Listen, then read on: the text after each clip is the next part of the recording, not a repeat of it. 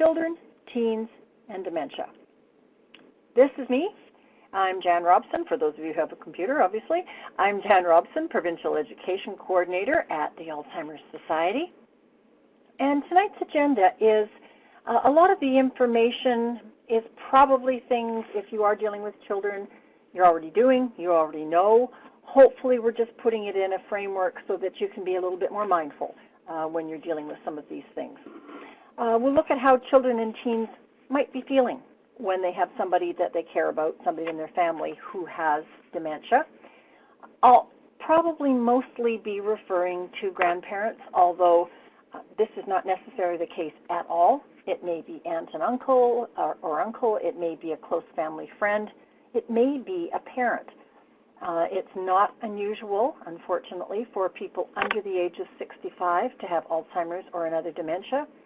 And given that we are starting our families a little later than in past years, it's also, sadly, not unheard of that the person with dementia has young children, and often very young children. So this may be a parental situation, but I'll probably mostly be referring to grandparents, just for ease, really.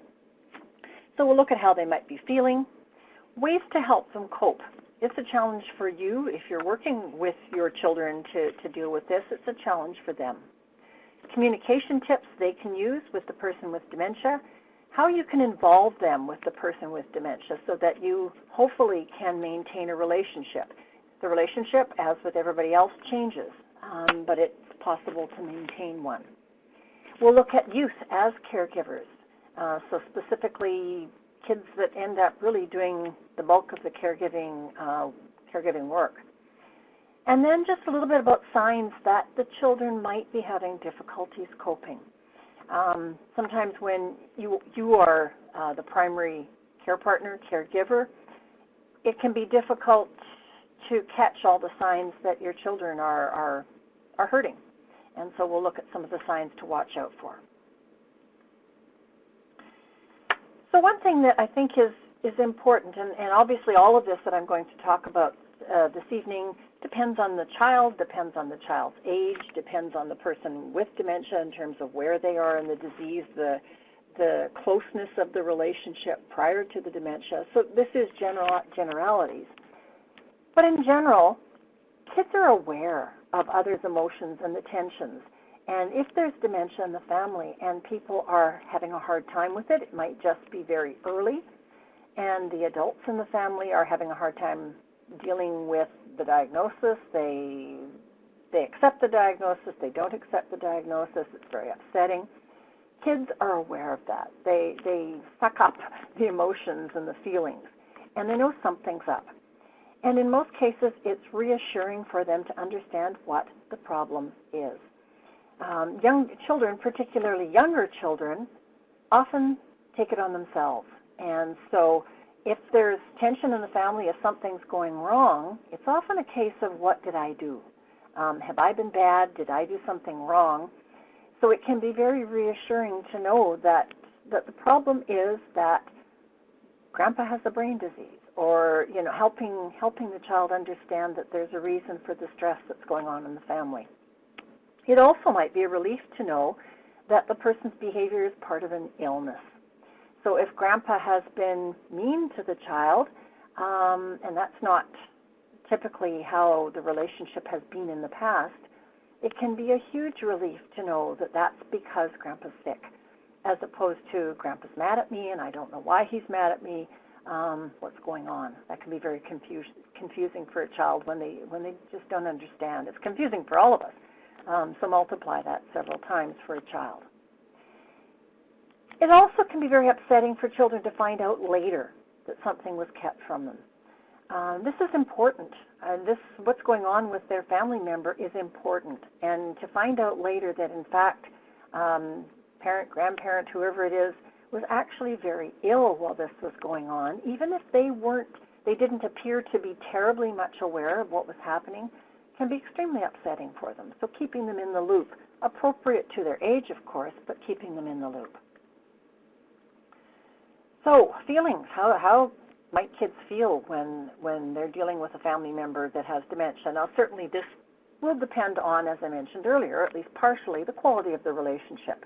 It may be much less pronounced if we're talking about a relative that lives quite a distance away and they typically only see maybe once a year, once every 2 years anyway. So certainly there are differences. But when there is a relationship, they might really feel sad at what's happening to someone they love. They may be seeing the relationship change. They may, Grandma might have been their absolute favorite person in the world, and Grandma's kind of pulling into herself. She's harder to understand. She doesn't seem to pay the same attention to them. She forgets things. All of those things that can crop up as the dementia progresses, and it might make them very sad. They might also be afraid. There might be fear or anxiety about what will happen to the person in the future. What's going on? What's going to happen to my grandma? And that fear can also extend, if it is a grandparent, it can extend to the parent.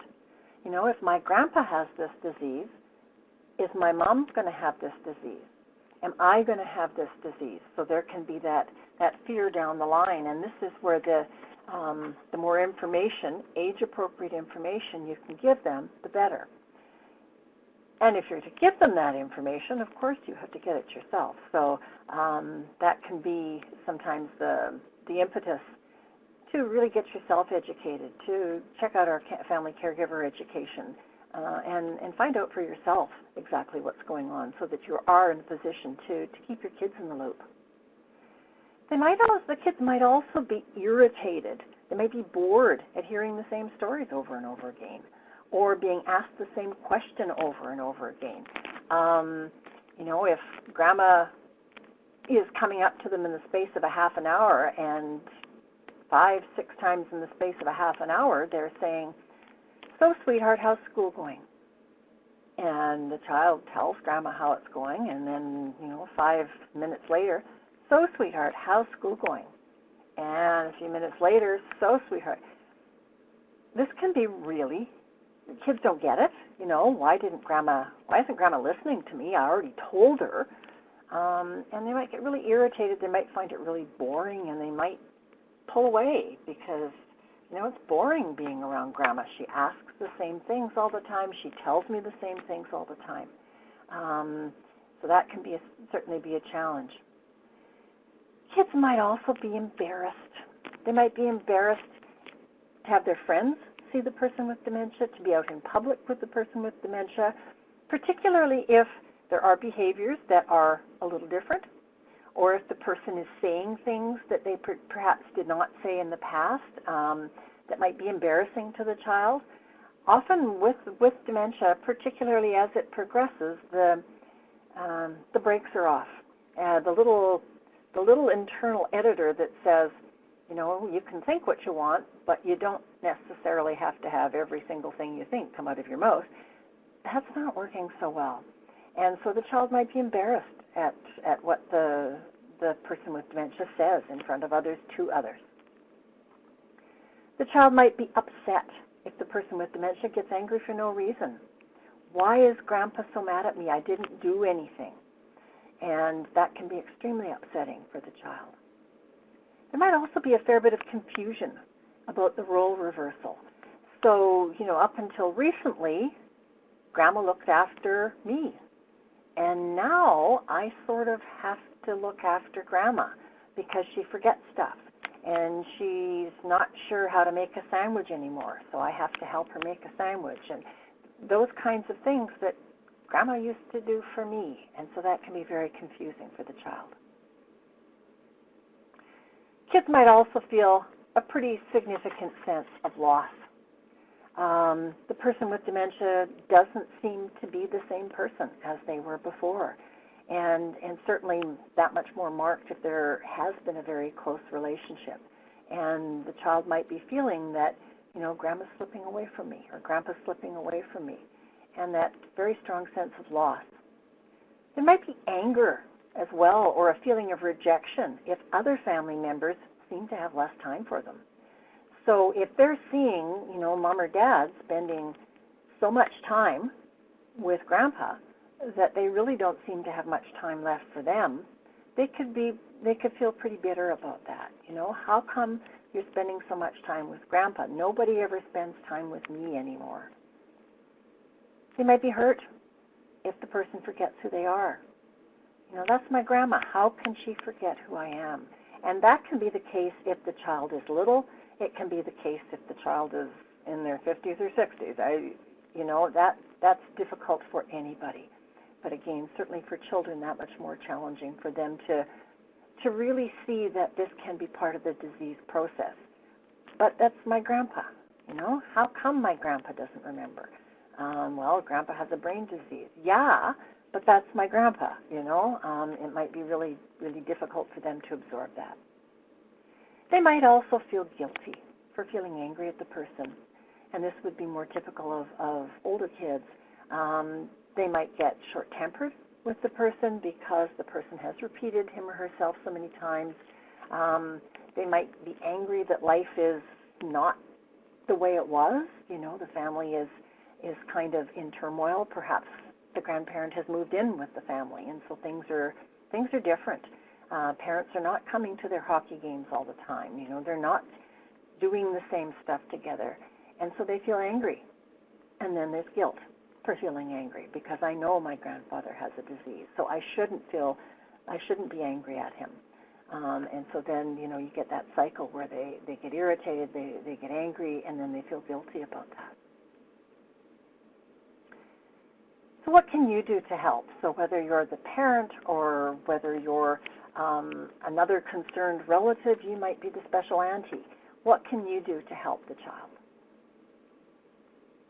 Well, first of all, be as honest as you can in talking about the illness. Age appropriately honest, of course. Use clear, simple explanations. And this requires you to do your homework first, of course. But they need to know that this isn't about Grandpa being nasty to them. It isn't about Grandpa not liking them anymore. It's about Grandpa's brain not working properly.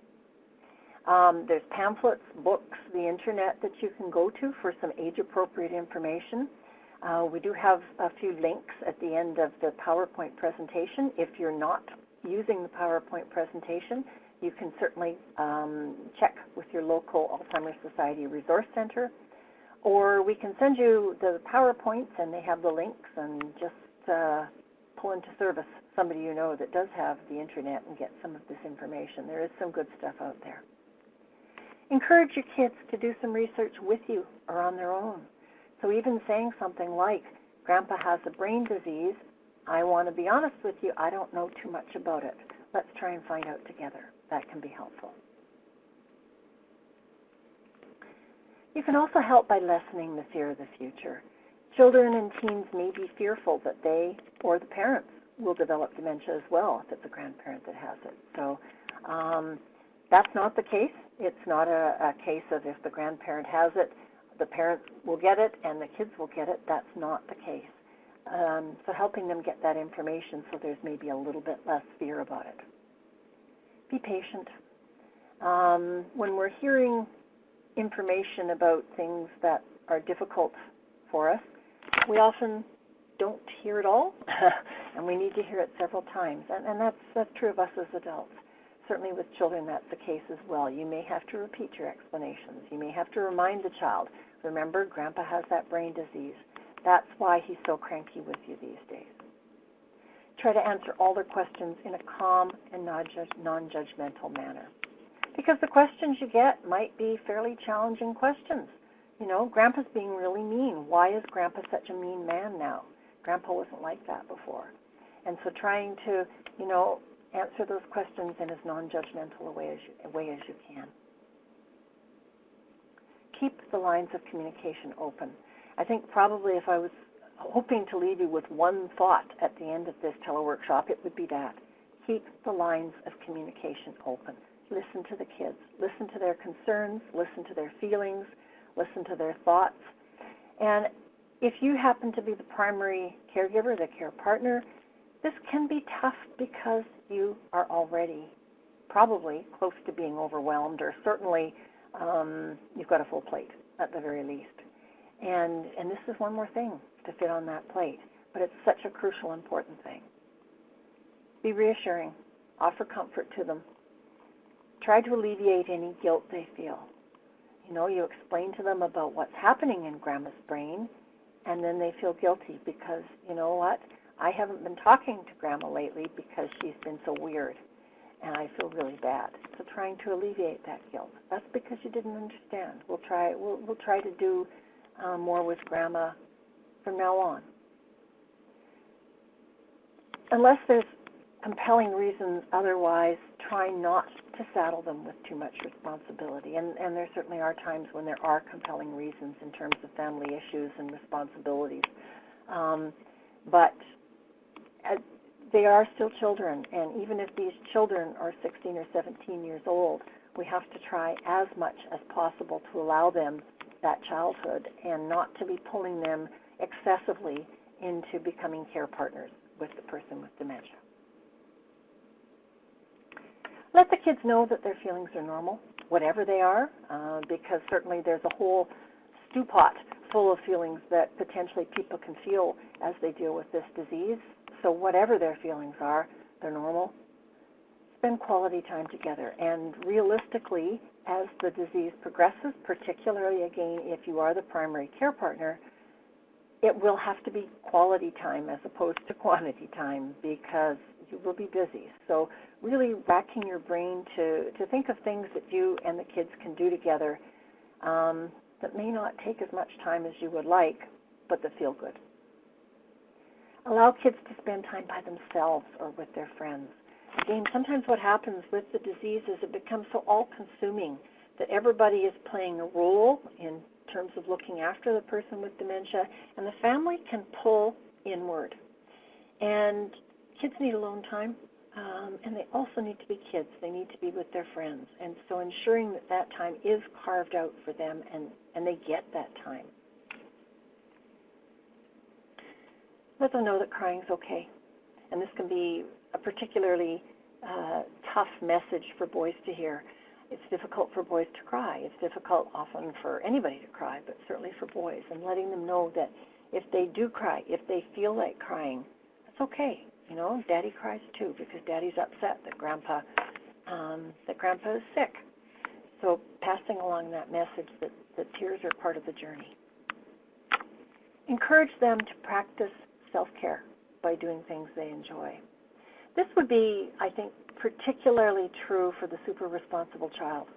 You'll get, and it's often the firstborn, the super responsible child who sees that, mom and dad are really busy because they're looking after Grandma, and there's so much to do looking after Grandma because Grandma's having a hard time, and the kids can jump in there, and, this is not about you getting them to do things, it's about them.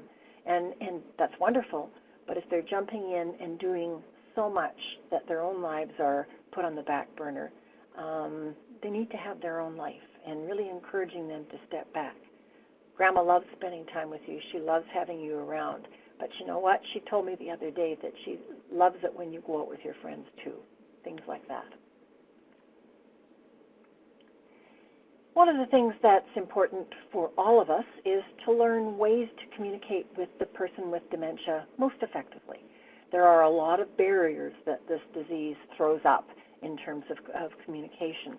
And we do have a whole tele-workshop on communication that would be useful for yourself if you haven't done that already. That will be in September. We'll be doing that in September. Communication tips for kids are no different.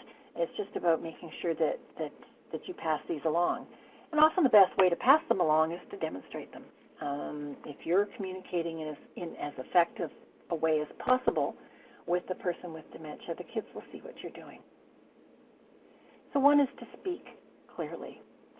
Now, kids in particular often, especially when they're excited and they're speaking really quickly and they get all excited and the words are all running in, that's not going to work very well for the person with dementia. So reminding them, Grandpa has a hard time following you when you speak really fast like that.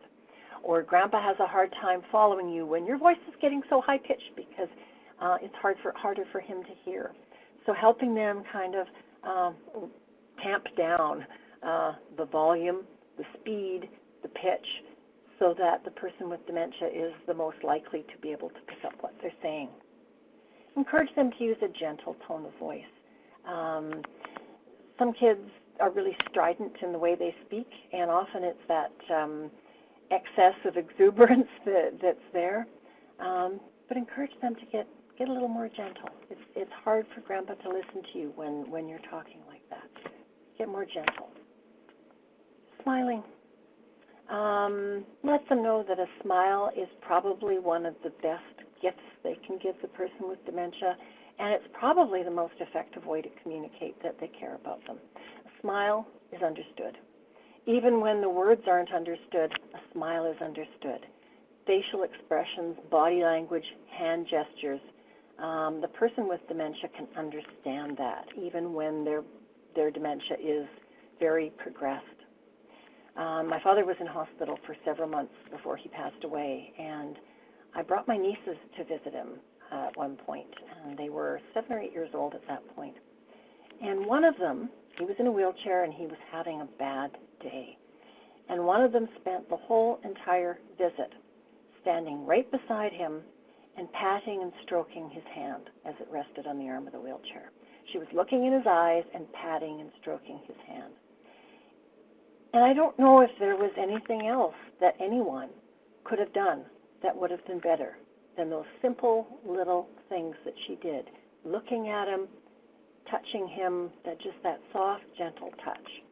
And I told her afterwards that she had made him really happy. She was there for him. The gift of presence, and she had that down pat.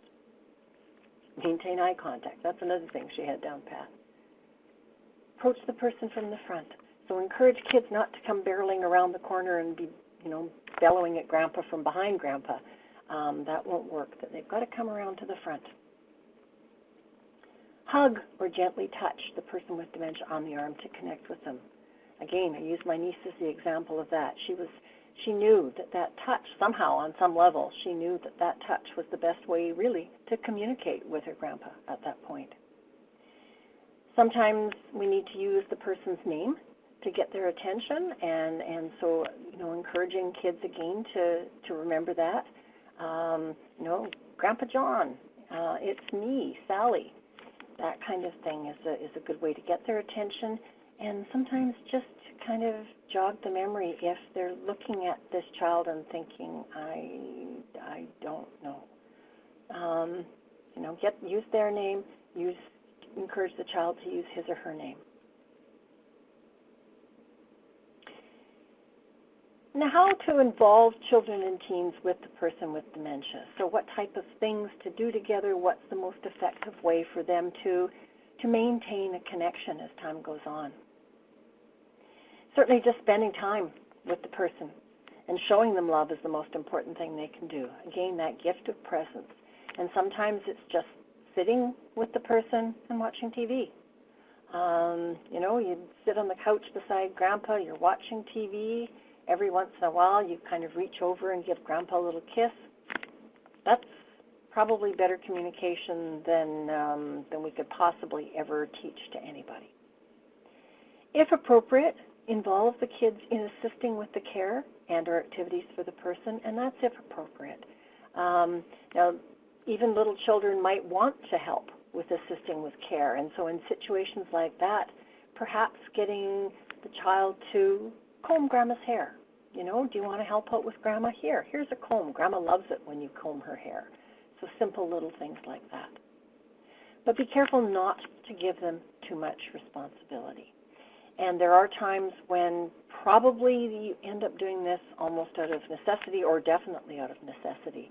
But as much as possible, get them involved. That's great. Maintain the relationship if they want to do that. And some kids will have a hard time with that, but not too much. Try to ensure that the time they spend with the person is enjoyable. So, if the visit starts out well and then Grandpa's starting to get very irritable and restless, then that might be the time to scoop the kid and go, Mom needs you to go out and play. It's such a nice day. End it on a high note so that the child isn't left with that lingering feeling that there's something wrong with this relationship. There's something wrong with me. I'm not being really good with my grandpa. Make sure the kids know that you appreciate their efforts. Again, you are so busy, probably, if you are the primary caregiver. But the child sometimes can get overlooked. And what they're doing, how they're helping, can get overlooked. Help them see how their involvement benefits the person. And some kids are going to not want to be as involved. And in those cases, it would be reassuring them that, it's wonderful for you to be with your grandma, to spend time with your grandma, but I'm not going to force you. If this is hard for you, I'm not going to force you. But I'd like you to tell me why. Let's sit and talk about it, because you've always loved your grandma so much. Take photographs of the kids with the person to remind them of the good times. And this is also a good reminder for the person with dementia. So you're pulling out the picture and going, look at you with the boys. When was that? That was a couple of weeks ago, I guess. You guys had such a good time that day. So that can be you're not asking them questions about the encounter. You're reminding them that there was a nice day. And even if they don't remember at all, it's nice for them to know that they did have this good time together. Don't leave kids in charge of the person unless you're absolutely confident that they're able to cope with any situation. So if the person with dementia, if their dementia is so progressed that they do require care all the time and they do require that somebody be with them, chances are, unless it's a fairly old teen and a fairly mature teen, chances are the child is not the person for this job. In terms of activities that kids can do with the person with dementia, they don't have to be fancy. Go for a walk. If the person with dementia is in a wheelchair, if the child is big enough that they're able to direct the wheelchair and handle any slopes that there might be on the sidewalks, that's great. Play a simple game or work on a puzzle. If we're talking young children, the games that young children are able to play might very well be games that the person with dementia can still manage, and so this is a way for them to connect. Make a scrapbook or a memory box, and this is something the child can do with you. It's something the child can do with the person with dementia. Look at photographs. Listen to music together. No matter how young or old the child is, no matter how advanced the dementia is with the family member, music is something that's always an option. Read stories or the newspaper. And this is something that is kind of one of those win-win things. If you have a younger child who's practicing their reading and you have a person with dementia who is at the point that their reading is not working so well anymore, and they are starting to feel like they're not as much a part of things in the family, they're not as useful to the family, they could be the audience for the child. The child needs to practice their reading. Grandma can sit and read with them, and she can still help them with the odd word. So it can be that wonderful win-win situation if you can set that up. Cooking or baking using a simple recipe. Folding laundry, just basic household chores, folding laundry, sweeping the floor, clipping coupons, any simple chores like that kids can do with the person with dementia. Reminiscing about the past. And this would be more along the lines of the child reminiscing, most likely, because the person with dementia may have a hard time with this. So really reminding the child before these discussions that it's hard for grandma or grandpa to remember stuff. So, if you're going to talk about last Christmas, you talk about last Christmas and say, boy, Grandma, we had fun last Christmas. That was such a nice big Christmas tree we had. And have them talking about it as opposed to saying, do you remember what a nice time we had last Christmas? Because that could be more of a challenge. So just a little bit about youth as caregivers, and I'm speaking as primary caregivers here. A youth caregiver is someone who's helping to care for a family member with dementia or is responsible for providing primary care. Now, there might be several reasons for this situation. There may not be any adult capable of providing all the care, or the adult that is available may be so busy. It could be a case of a single parent who has to work 2 jobs and is also caring for a parent who has dementia. So the teenager in the family may end up shouldering a large portion of the person with dementia's care. They may also be in a situation where there simply are not enough services available in the community that they live in to beef up the care. So it's not a case of, well, you can get all sorts of home support services in that just simply are not enough. So the child may end up stepping in. And in fact, approximately 10% of Canadian youth are caregivers in one way or another. Now, this is not necessarily a bad thing. Some may certainly be overwhelmed by the task of caregiving, and there can be repercussions socially, loss of friends, that kind of thing, because they don't have any time to go out. Mentally, the child might be very stressed, going to school full-time, coming home, looking after grandma, trying to get dinner ready. That can be way too much for even an older teen. Educationally, they don't have time to do their homework. They're falling behind in school. And developmentally, they don't have a chance to go through the various milestones. There's no time to go on dates. They've got to go home and look after their family member. And so it can certainly be a challenge that can overwhelm children. There is a flip side to that, though, as well. And many youth caregivers really value their caregiving experience, despite the fact that it's not easy. It might really help them to become mature, responsible, caring, altruistic individuals. These might very well be the people that are caring for seniors as a career. They've developed that sense of the importance of family, the importance of community, the importance of caring. And so there certainly is that upside to youth as caregivers. But as much as possible, the adults should be stepping in. And again, there are exceptions that people just don't have any control over. Now, one of the things you really want to have your radar working for is signs that children and teens may be having difficulty coping. You are busy if you are the primary caregiver, whether you're living with the person with dementia or whether you're helping from a distance, whether that distance is 2 blocks or across the country. You're probably really busy. And if you're caring for a parent with dementia and you're working and you have children and you perhaps have a marriage that you're trying to hold together, it can be very easy to miss some of the signs that would indicate that your kids are struggling. So this is about just really keeping those flags uppermost in your mind. Now, some of the symptoms that might show themselves are more anxiety-related. For example, the child might start having nightmares. There might be sleeping difficulties. The child who used to sleep through the night can't get to sleep anymore, or goes to sleep and wakes up at 3 o'clock in the morning and simply can't sleep anymore. There might be attention-seeking or disruptive behavior. So this could be a child who never caused any problems, and now you're getting phone calls from the principal on a regular basis. There's fights. There's, whatever ways the child can find to get your attention. There might be unexplainable aches and pains. And so, the stomach ache that the doctor has checked and double-checked and triple-checked, and there's no obvious reason for it. Now, in these situations, it may simply is probably the wrong word, but it may be that the child needs more support.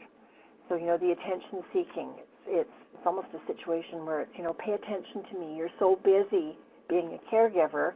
I'm here too. I'm your child. I need you to look after me. They may need that more support. Make sure you give them plenty of time to talk things through. And even setting regular times for the 2 of you, the 3 of you, however many there are, to just sit down and debrief, how's the week been going? So that if life gets in the way and it's hard to do that regular check with them, you know that you have Friday evening supper at McDonald's or however you set it up so that you have that chance to touch bases with them.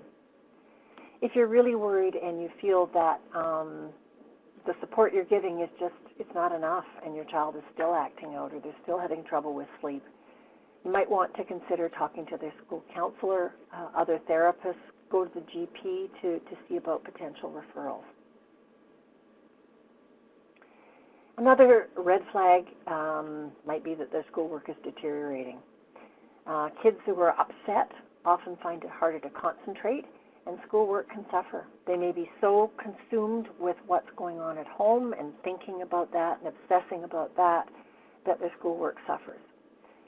They may not be getting enough sleep. Going back to the anxiety, they may not be getting enough sleep, and so then their schoolwork is suffering as a result of that. Have a word with your child's teacher so they're aware of the situation at least. Offer extra help with homework. Homework time, despite the fact that it's probably not your child's favorite time, can also be that connecting time. If you get half an hour every night where you're helping with homework and also touching bases to see how things are going. And then there's a child who appears to be totally unaffected by everything that's going on. Your child seems really disinterested in the situation, quite cheerful about things, and that could be because they are. It also could be because they're really bottling things up and putting on a brave face. They may be seeing you really working, really struggling, a lot on your plate, and they may be feeling, the last thing Mom needs is trouble from me. The last thing Mom needs is having to deal with me and my fears and my concerns. So I'm just going to pretend that everything's okay so Mom won't get worried. And not unusual at all for them to want to protect you. You've got enough going on. I'll protect you by just, smiling. Everything's okay. No, I'm fine. It's good. Encourage them to talk about the situation and express their feelings. So even if they do seem absolutely fine, having those feelings talk, how are things? You can tell me anything. If you're upset about what's going on, I want to hear about it. My shoulders are broad. So really emphasizing, please, you don't have to just tell me good stuff. Share some of your feelings about what's happening. If you're having a hard time dealing with this, that's okay, because so am I. I'm the mom, but even moms have a hard time understanding diseases like this. And, those kinds of talks can make a difference. The child might be quite sad and weepy on a regular basis. Generally upset and seeming to need way more attention than they did before, getting quite needy as this disease is progressing. And this could very well be an indication that they really do need that extra time. Sometimes it's like, oh, for crying out loud, the busier I get, the needier he gets. And it can be hard to put that time in. But trying to give them some time each day to talk things over can make a difference. And certainly if that sadness, that weepiness seems to be quite pervasive, getting professional help for the child is not something that would be not unusual. It certainly would be recognized as a useful thing in this situation. Another thing kids might do is really retreat from the situation. Now, for younger children, the retreat is probably in the form of more internal retreat, as in spending more time in their rooms, and that can be the case with older kids as well. But for the older kids, it might also involve staying out more. And so, the child that was, they have friends, they went out, but now they seem to be out all the time. And they're missing dinner, and they're staying at their friends, and they're having sleepovers at their friends. And that could be a sign that they're really just trying to remove themselves from the situation. They might feel embarrassed about talking about their feelings with you because this is about a family member that they love, and they might feel embarrassed. They might feel bad that they're trying to stay away. They need to know that you love them and are willing to listen. It's okay that you don't want to spend time at home, because I understand it's hard.